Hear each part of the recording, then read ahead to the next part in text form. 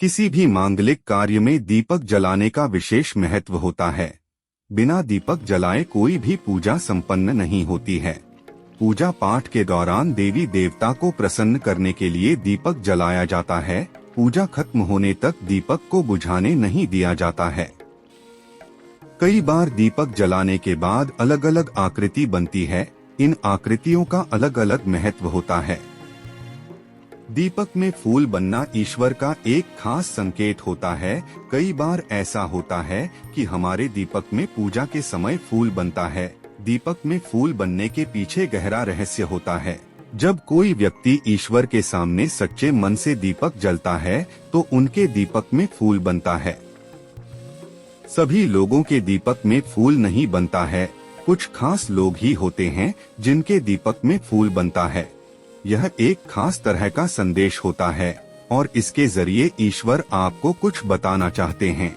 इन सब बातों को जो समझ जाता है उसका विश्वास ईश्वर के प्रति और गहरा हो जाता है। दीपक में फूल बनने का मतलब है कि आपकी पूजा आपके इष्ट देव तक पहुंच रही है। आपके ऊपर ईश्वर की असीम कृपा है। ईश्वर किसी न किसी रूप में आपकी सहायता कर रहे हैं। आप जिस भी देवता को अपना इष्ट देव मानते हैं वह आपके कार्यों में सहायता कर रहे हैं। उनकी कृपा से आपके जितने भी काम है वह बनने लगेंगे। यदि आपके दीपक में भी रोजाना फूल बनता है तो समझ जाएं कि ईश्वर आपसे खुश हैं और आपकी पूजा को वह स्वीकार कर रहे हैं। आपके द्वारा दिया गया दीपदान उन तक पहुंच रहा है। इसलिए यदि इस प्रकार के संकेत आपको मिलते हैं तो आपको और भी ज्यादा तन मन धन से ईश्वर की पूजा अर्चना करनी चाहिए। दीपक रखने की दिशा। पूजा पाठ में दीपक रखते समय दिशा का विशेष ध्यान रखना चाहिए। तेल के दीपक को दाएं और घी के दीपक को बाएं तरफ रखना चाहिए। आपकी मनोकामना जल्द होने वाली है पूरी।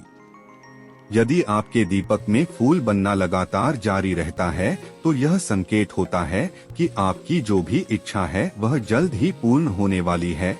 आपके घर में यदि किसी प्रकार का दुख और कष्ट है तो वह जल्द ही दूर हो जाएगा।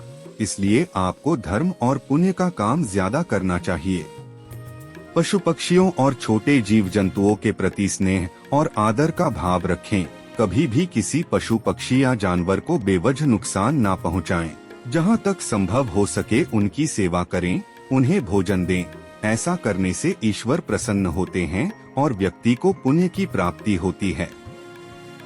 ईश्वरीय सत्ता का अनुभव व्यक्तिगत होता है और इसे अलग अलग तरीकों से व्यक्ति अनुभव कर सकता है। किसी को यह अनुभव साधना, भक्ति, ध्यान, योग या आध्यात्मिक अनुभवों के माध्यम से हो सकता है। समय, स्थिति और व्यक्ति की आत्मिक स्थिति पर इसका प्रभाव हो सकता है।